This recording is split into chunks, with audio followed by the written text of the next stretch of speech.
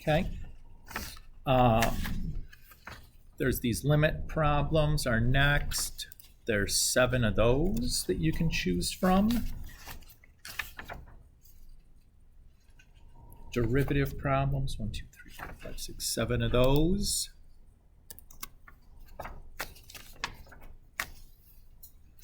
Definition and theorem problems, 1, 2, 3, 4, 5 of those. And application, 1, 2, 3, 4 of those, 5 of those.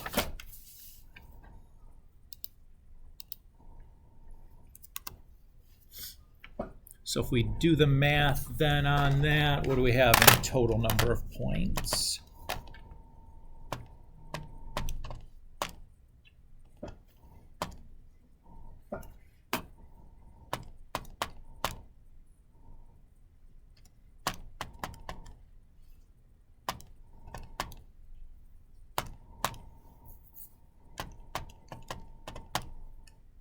Okay, well that's still the 86.5 that we had quoted before. Okay. All right, so in terms of test distribution, the number of questions in each section, whatnot, the number of points per question, everything there is what will be on the semester exam. In terms of preparing for multiple choice questions, where should you look? Past tests, and I would say the test 4 MCQs on the OneNote, because obviously we didn't have a test 4. You could look at the test 4 that I gave you guys though. Is everybody okay there? Okay. So limit problems. What techniques can you use? Anything that we've learned. So you can use direct substitution, you can use L'Hopital, you can like factor and reduce, you can like look at polynomial degrees of polynomials. You can like whatever the other little tricks that we like multiply by the conjugate, any of that stuff is open for business. You can use any and all of it. I will not ask you to do it a certain way. Everybody's good there? Now we've seen limit problems presented in other than just like, hey, here's a take the limit of this function, right? How else are you presented with limit problems? Instead of given a function like a formula, you might be given a graph. So you should be able to still do limits with a graph or with a table of values. Okay.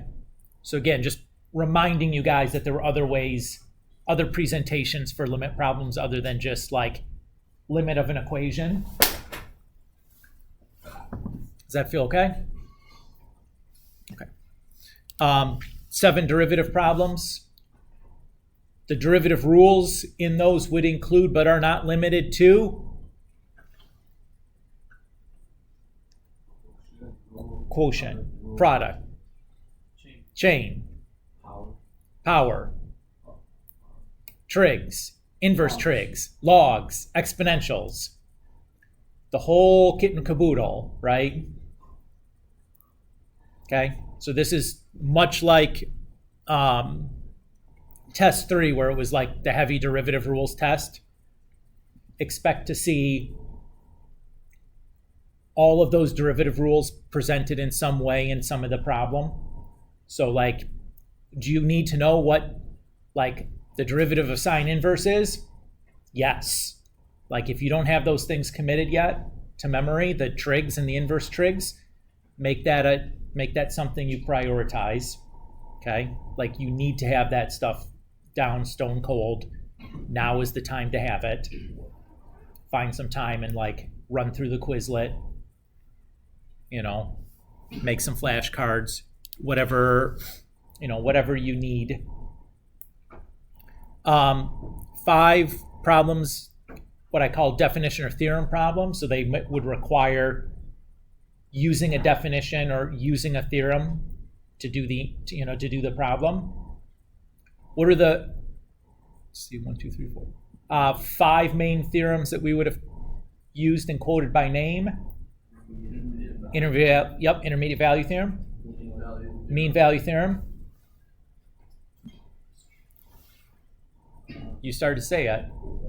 Squeeze theorem. I heard somebody go squa.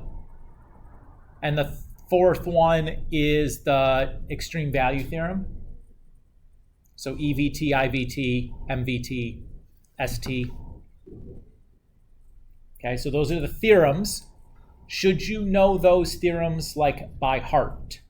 Like be able to write down the exact definition from the textbook? No, but you need it good enough in your own words that you can use the thing and, if I asked you to write the theorem in your own words, you'd be able to do that. Okay? Our 2 major definitions that we've dealt with in first semester are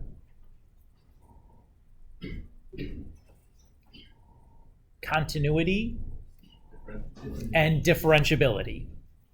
So again, you should know those definitions. If you know them like by the letter, that's great, but you should at least know them so that you could put it in your own words well enough. Does everybody feel okay there? Okay. And then our application problems. Our major applications we've looked at have been related rates, optimization, locating extrema, maxima and minima, either absolute or local, and maybe physics, right? If you give like the motion of a particle or whatever, we can talk about velocity and its accelerations and stuff, which would be able to, you could mix that pretty easily with an optimization or a finding max or mins problem, right?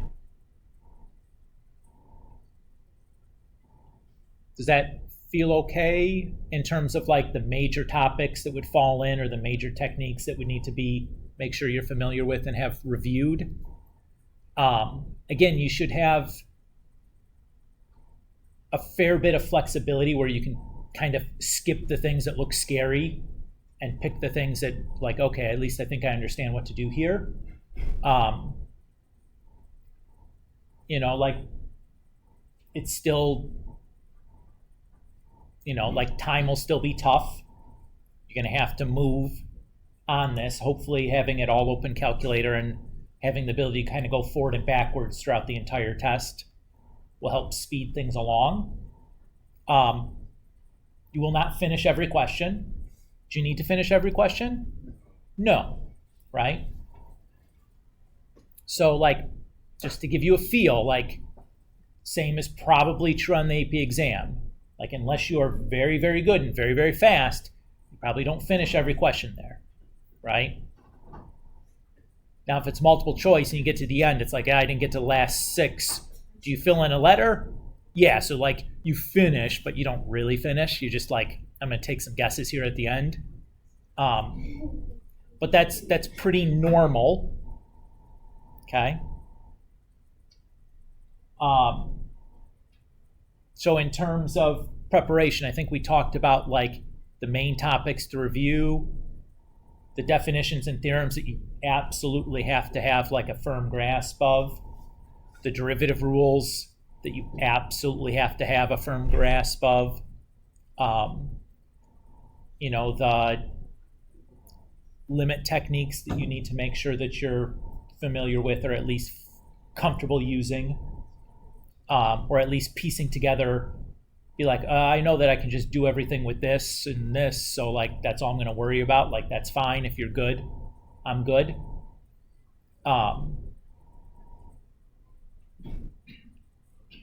And then the multiple choice, which is kind of like, I don't know what to expect there, but you have a list of things that we've used as basis for multiple choice problems from the previous sections. We're just going to be kind of like a little bit of a surprise there, but that's the one I think it's the easiest to get at least 10 in, because you have guessing as a possibility, right? Like nobody doesn't do all 10 of the questions because you just need to circle a letter and it takes a second to finish it. Even if it's like, I think I have 5 correct. Well, let me circle 5 more just in case. So would you just recommend studying like past tests and stuff like that? Yeah, so I mean, I tried right here with our conversation here, I tried very hard to talk about like the things that you have to be able to do. So I would start with like, where do I feel the worst at? And I would start there, since you have the most time now as you're ever going to have in your preparation. So if you find that like, oh, I'm in a bad way with this topic, you have time to do something about it. You can come talk to me. You can spend some extra time and talk to your friend, whatever. You can kind of get up to speed if it's definitions and theorems, or if it's application problems, or if it's just like, hey, I stink at derivatives. Like, I know I should be able to do this, but like I am not good at it, or at where I need to be considered good at it. Like, just pick a place and start, you know? But yeah, the level of difficulty from the previous tests, I think, is a fair representation. You know, I think on the, test 1 and 2, we both had like questions about continuity and differentiability to show those things. I think there's been an IVT question on at least one test, I think 2. So it's not like we haven't done that before. We've seen squeeze theorem on tests before. Like EVT and MVT haven't had a test over those topics yet, so you'd have to look at test 4 to see if there's something in there. Haven't looked at it. I mean, I didn't update anything. It just gave you the test from last year because I knew we weren't going to get to it. So I didn't go through it and read through exactly what was there again. But my guess is for most of us, the application part is where we feel the worst at. That's where I would start. Because in doing that, you're going to review differentiation, right? Because most of those things require doing a derivative. Like that falls in there, anyway. So like that's helpful. So that would be my advice, is to just start with what sounds the scariest and leave the stuff you feel like is, that you're the strongest on, and do the least work there. But certainly looking through the old tests, particularly for something that's like an example that's similar to this type of topic, I think is a smart decision. And I gave you guys those application example problems. I think I've worked through all of them. I'll get a key in there at some point this week, sooner rather than later. It's been a stressful couple of days, so I'm trying,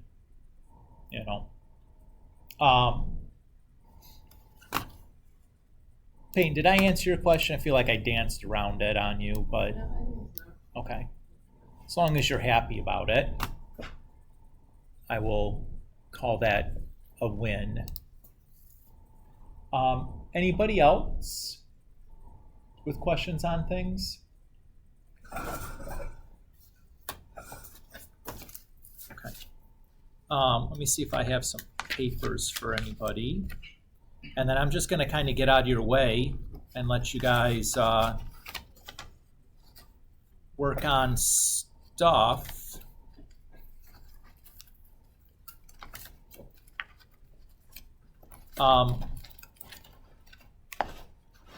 Also worth mentioning here before we get going, end of class on Friday is our last day for late or missing work. So if you have any of that,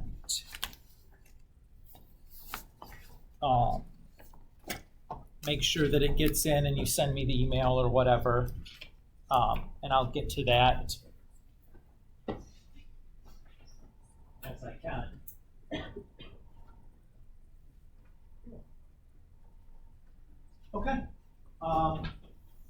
that's it for me. If you come across stuff or you have individual questions, I'm happy to deal with individual stuff, but I think what's best right now is you guys going in and like doing stuff on your own and seeing what you know how to do and what you don't know how to do, and like making up to do like a task list of like, hey, I need to review this and this, and start getting that your house in order more so than watching me, right? At this point, like, you need to do it. I'm gonna stand back. So everybody feel okay?